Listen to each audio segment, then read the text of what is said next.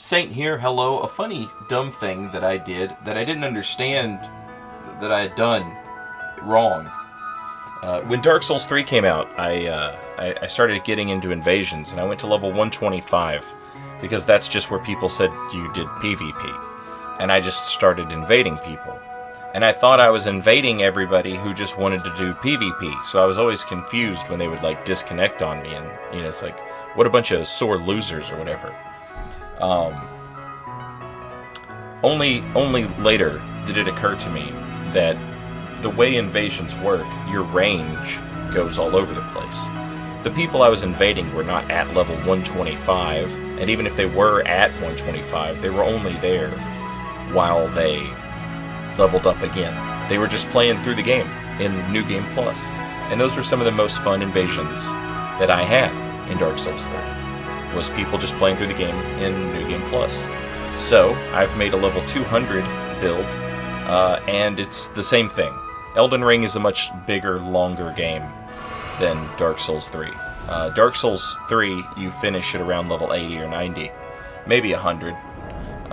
Elden Ring, you finish at like 140.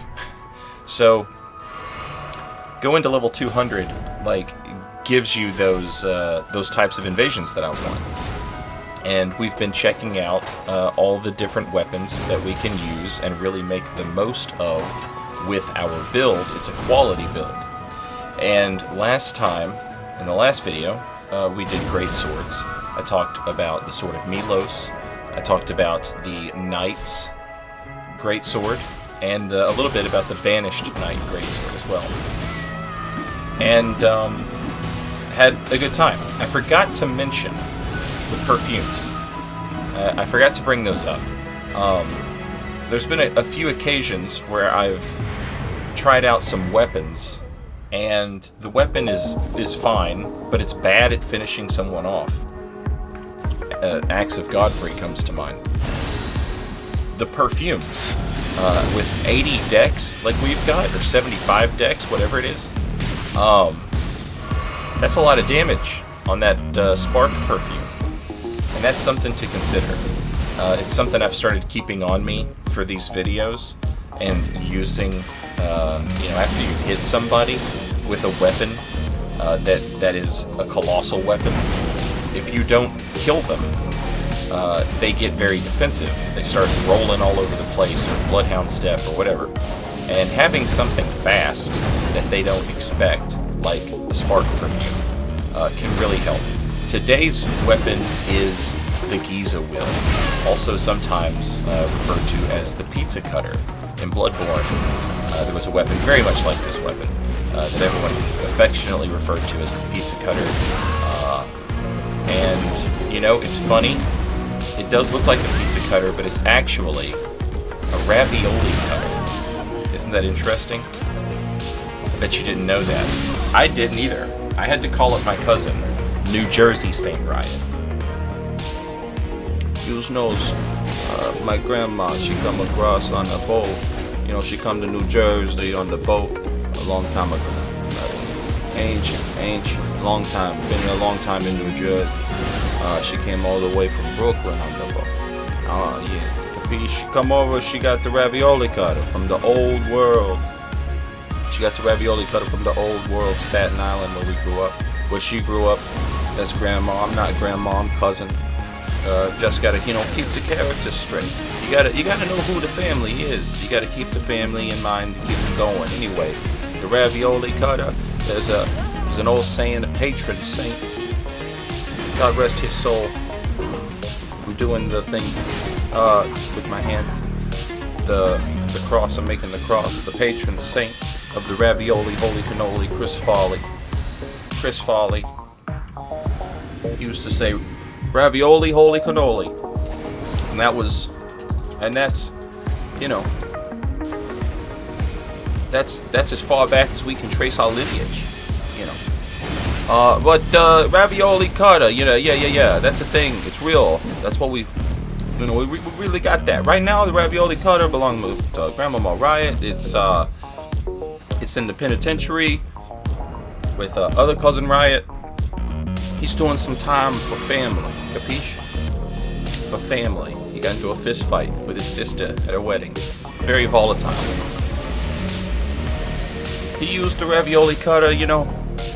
He's in penitentiary. He's got to use it to cut the sleeves off his t-shirts. You're not allowed to have the sleeveless t-shirts in jail. That's actually accurate. I don't know if you know that or not. But he gotta, maybe he use it. Maybe he sew up the mouths of some snitches. Maybe some snitches get some ravioli cut on their lips. Maybe, I don't know.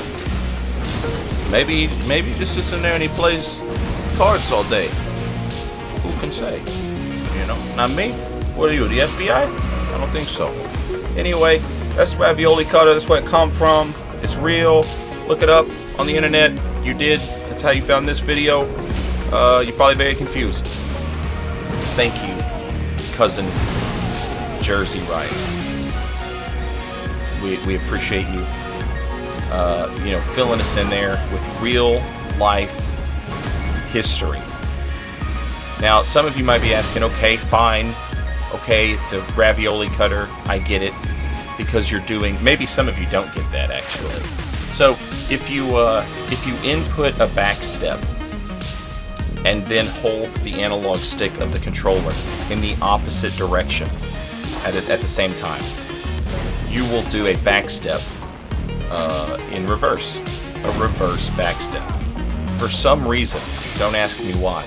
I don't know. That is called a ravioli step. It's been called a ravioli step since Dark Souls 1. No idea why. Couldn't tell you. But it is. And so, we are using the ravioli step here to get that pseudo combo. It's not a true combo. If they play well, they won't get hit by it. But if they play bad, they do get hit by it. Yeah, so this thing is fun as hell. This is actually, spoiler alert, of all the weapons, I've done a lot of weapons on this build.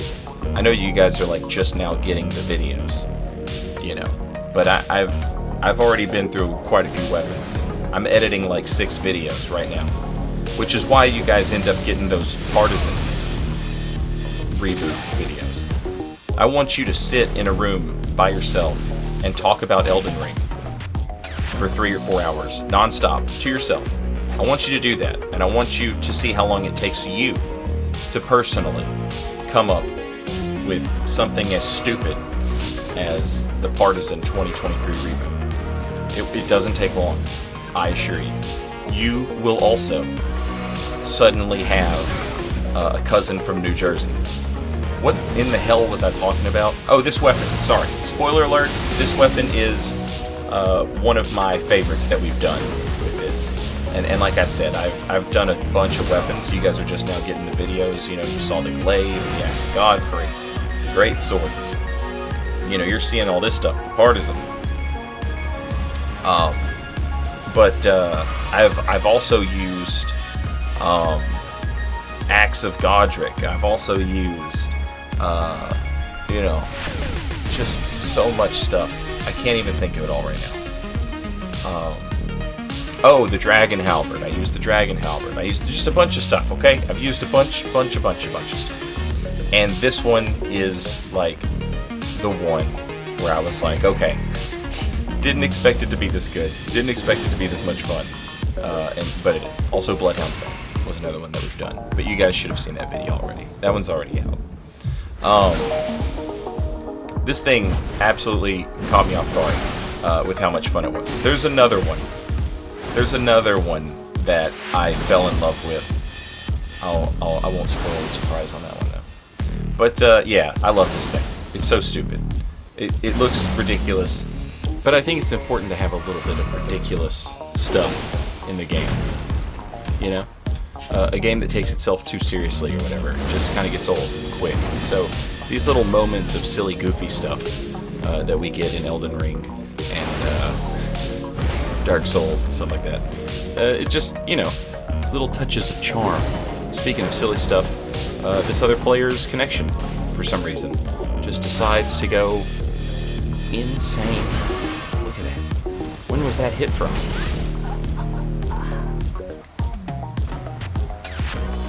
Just wild. It's a wild and wacky type of weapon, though. Oh yeah.